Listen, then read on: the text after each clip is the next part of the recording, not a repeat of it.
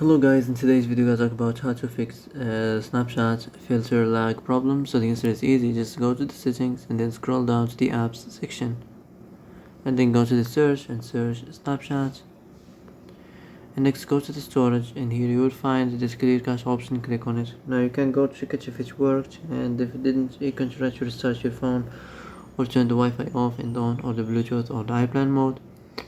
Also you can try to clear data, but be careful. If you clear data, all the Snapchat's data will be deleted. This includes all files, the settings, the accounts, the databases, etc. So be careful if you want to clear your data.